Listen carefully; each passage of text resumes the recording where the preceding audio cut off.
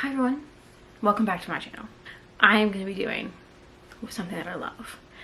I'm going to be doing a book review. These are all the books that I've been loving recently. So pull up a chair, get your beverage of choice. Today I'm drinking a blackberry lemonade. I've got a big pile of books right next to me. Some stuff, which I'm going to start with, I have loaned to people. So let us start. And if you guys see me looking down, I'm looking at my little notebook that I keep my reviews in. These are my 2023 books. I have one that I read right at the end of 2022, but the rest I read all in 2023. My goal is to read 23 books in 2023, and I have read 10 books thus far. There should be 11 books in this review, plus the ones that I didn't finish, and I'm obviously not including the ones that I didn't finish in my count. But the ones that I don't have are first, Poison for Breakfast by Lemony Snicket. That was my first book that I read this year in 2023. It is currently with my boyfriend. It is a novella. It is told from the perspective of Lemony Snicket, the author, and who gets a note underneath his door that says he's had poison for breakfast, and it's a tale of him trying to discover how he got poisoned, who poisoned him. It's amazing. About like 147 pages. It was beautiful, it was witty, it was spectacularly written. The twist at the end was just hilarious, it was so funny. I would 1000% recommend this. It was a really fun, short read, a perfect little morsel. So, Poison for Breakfast by Lemony Snicket. I do not have that copy with me, obviously, as I said. And then the other book that I don't have the physical copy of is The Priory of the Orange Tree by Samantha Shannon. I read this as my first book club pick. I have a book club with two of my very, very close friends. And The Priory of the Orange Tree, if you have lived under a rock, or if you just aren't a fan of fantasy, but I love fantasy, it's an 800-page book that follows the perspectives of, I'm not going to be able to pronounce these names. If you pronounce them differently when you read it, I don't know.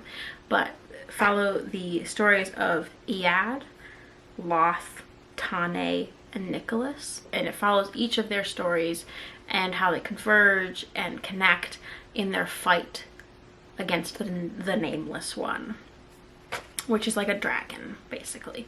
And I really liked this book. It was a lot of world building, a lot of getting to know the characters, a lot of kind of getting them to meet and be with each other, and there was not a lot of payoff. Like the big fight scene that it builds up in these 800 pages, it was like 30 pages of fight scene, and I thought that was kind of, I wanted more drama, I wanted more of that. So I really liked how interwoven the characters were and how beautifully written the characters were, and the world was literally stunning. I felt like I was there, but I thought it could have been a bit better payoff. There is a prequel that came out, which it's like The Fallen Knight or something like that. I have not read that just yet. I'm waiting for the paperback to come out. But I did really like this book. I would recommend it to you. I don't think it's overrated. I just think it could have had a little bit more. And I gave it a 4 out of 5 stars. So I'm gonna start off with a book that I wish I liked more. So this book, this is the book that I read at the end of 2022. So it's not one of my 2023 books, but I didn't mention it in my last video, so I wanted to mention it in this one. And it is the book Electra by Jennifer Saint. I'm a big fan of a classical mythology book. I love them. And I absolutely love the story of Clytemnestra. Love her. And so this book tells the story of like the Trojan War, Helen of Troy, that beautiful saga that's been retold many a times from the perspectives of Clytemnestra, Cassandra. Cassandra is one of the children of, like, one of the princesses of Troy. And it follows the point of view of Electra. That's our third character. Electra is the youngest daughter of Agamemnon and Clytemnestra. As somebody who loves Clytemnestra and thinks Clytemnestra is literally, I understand why she did the things that she did. I love her. I feel like she's amazing. I hated Electra. Hated her. And for the being the namesake of this book, her opinion comes up a lot. And I don't know what Jennifer Saint was trying to do. I don't know if she was trying to get me to empathize with Electra, but I just thought Electra was a whiny little girl. I didn't respect anything she was saying. She was so upset with her mother. She was like, I can't believe you would do this to my father. Agamemnon is a certifiably like an awful person. I don't know what the hell I'm trying to say. Is an awful person. You don't even have to, like, if you know anything about the Trojan War, Agamemnon sacrifices his oldest daughter, Iphigenia, I think that's how you say it, for better wind, so that he can get across the sea to fight in the war. He sacrifices his daughter, his literal daughter, in front of Clytemnestra. And so I don't know. And Electra's like, I just can't believe it. Like, parents, like, children die. And it was just so upsetting. So the only reason I didn't like it, I did finish this. The only reason I didn't love it is because I hated Electra. Like, didn't want to read her chapters. And she's the namesake. So I ended up giving this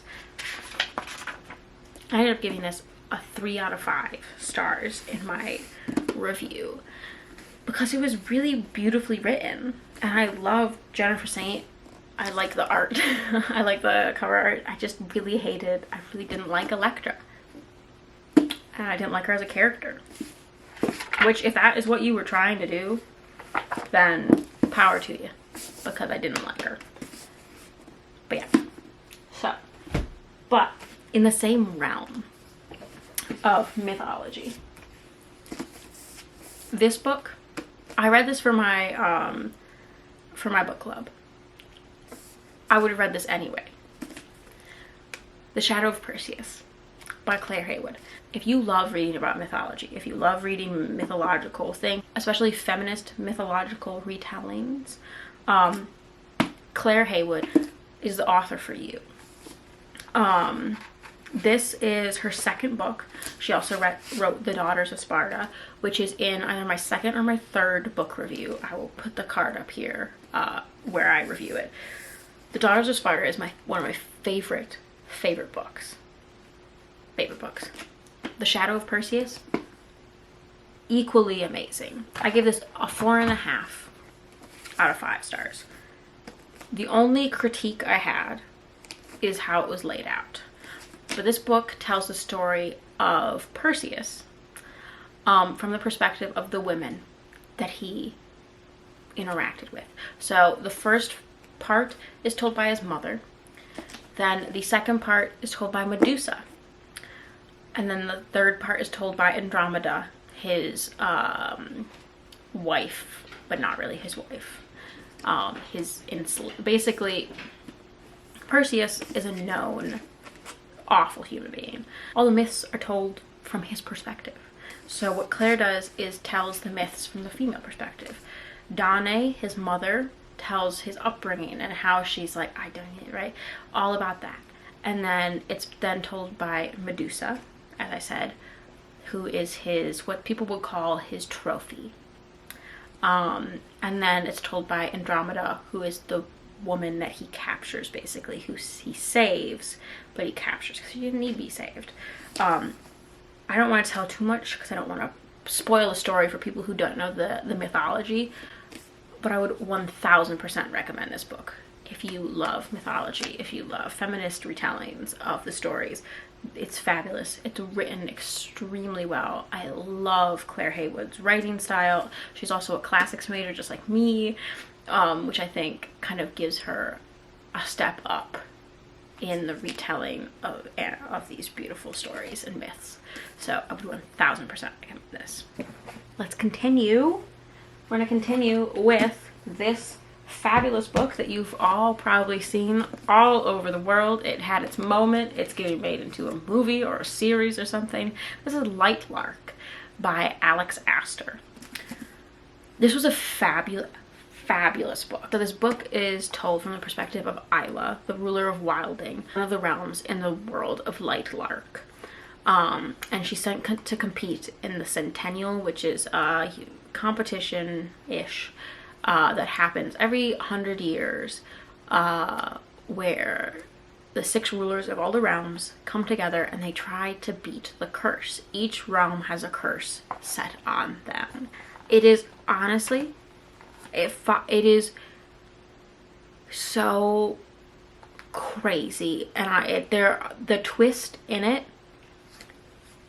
literally made my heart drop. Like it was actually a book that surprised me, because sometimes you can tell when things are gonna happen. You can tell what's gonna happen. My jaw dropped when the twist came along, and then there was another twist, and then another twist. Oh my god. And I finished the last 100 pages like that, because I was like, I need to know what is happening. And I believe there's a second book coming out. There better be a second book. But this lived up to the hype. The characters, you fall in love with the characters, you fall in love with the love stories. It's like, and it's so crazy, and you want, it is amazing. I literally have nothing else to say, except for I did say this was like a really stressful book. So if you want a calm book, I have other books that are much calmer, much less stressful, but this is fabulous. I gave it 5 out of 5 stars. After that book, I wanted something calm. These 2 novellas. So we have A Psalm for the Wild-Built by Becky Chambers, and the second in the duology, A Prayer for the Crown-Shy, also by Becky Chambers. The setting is in the future, where we had built robots, and robots become sentient, and they decide that they don't want to do the work. They don't want to work in the factories. They want to just go out and be in the world, and we give them permission, and then we as humans take up a specific portion of the world, and then we leave the rest to the rest of the things. And you're not supposed to go in there. That's the untouched stuff. You're only supposed to stay on the paths. And there's this beautiful optimistic vision of the future, and Dex, the main character, has an existential crisis and goes into the forest that no humans are supposed to go into, and while they're there, they interact with a robot. And this is the first interaction between humans and robots for like 200 years. And the robot asks Dex, what do humans need? And so these 2 books are the journey and the friendship that's built between this T-Monk and this robot, and their journey to ask people, what do humans need? And it's just so incredibly beautiful, and it made me so happy about purely and just exceptionally joyful. And I obviously gave these both 5 out of 5s. They were stunning. They were really quick reads. They were really easy. I was not stressed out at any point, and I was just at peace, and I loved it. So I would classify them as like kind of sci-fi fantasy books, but they're really cozy. They make you want to drink some tea, curl up with these at the end of the day, and it's just so they brought me so much joy. So I really recommend these. These next books, not relaxing, but fabulous nonetheless. I discovered these books on Amazon by Carissa Broadbent. So this is the first one. They're in the Crowns of Nyxia. So it's a duology. This is the first one, Serpent and the Wings of Night by Carissa Broadbent. So it follows Araya, the adopted daughter of the king of the vampires, the Nightborn king, while she competes in a competition to the death held by the goddess of death, Nyxia. I don't know how to pronounce it. But she doesn't prepare herself to meet somebody who really just completely changes her world, which is Rain. A fabulous thing. But she's the only human in the competition, so it's a bunch of vampires and her, and she's trained her entire life for this moment, so that if she wins, she can get a wish. Whoever wins the tournament gets a wish. And yeah, it's fabulous. I'm not going to spoil anything. This is fabulous.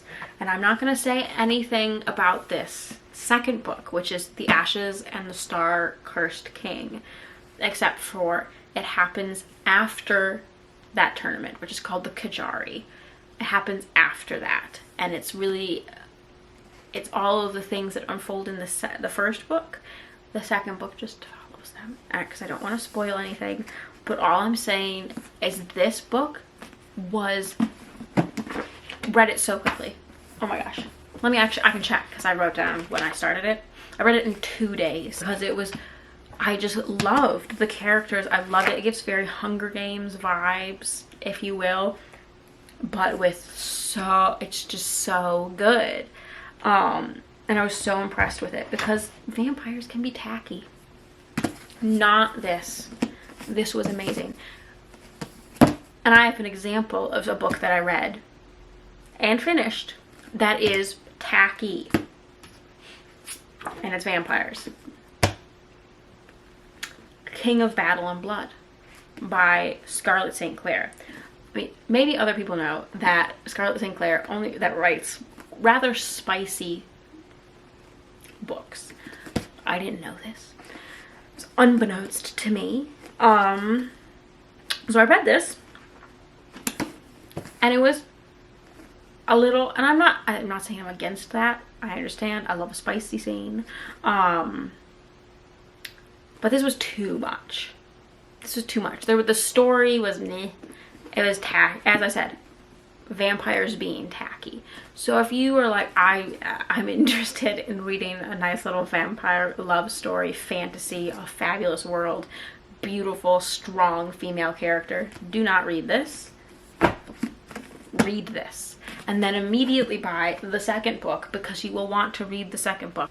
These books, probably my favorite reads, and I did give both of them a 6 out of 5 stars because I felt like they exceeded all expectations and they were beautifully written. And the final book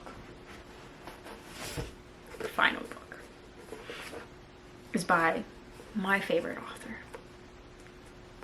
You all know it's my favorite author. You saw my review of the Anthropocene Reviewed. I love it. I got the paperback version because there are 2 extra new essays in it. I can't wait. But Turtles All the Way Down by John Green. This also was a rather short book compared to the behemoths that I've been reading. And it was a very quick read. It follows Aza as she battles with mental illness, specifically anxiety and OCD. They never mention it specifically, that's what she has, but the obsessive compulsive thoughts are very clear in it. It was a gorgeous story of like love and resilience and the power of, like, it says the power of lifelong friendship. Just knowing how much John Green views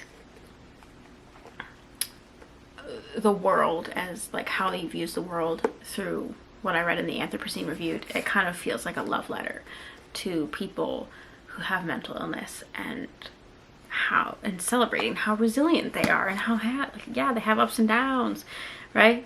She has a mental breakdown in the middle of it, and you're like, oh, that's but you're fighting, like, you're doing it. You are succeeding at life because you're here. And I just loved it, and it was beautiful. And I love John Green.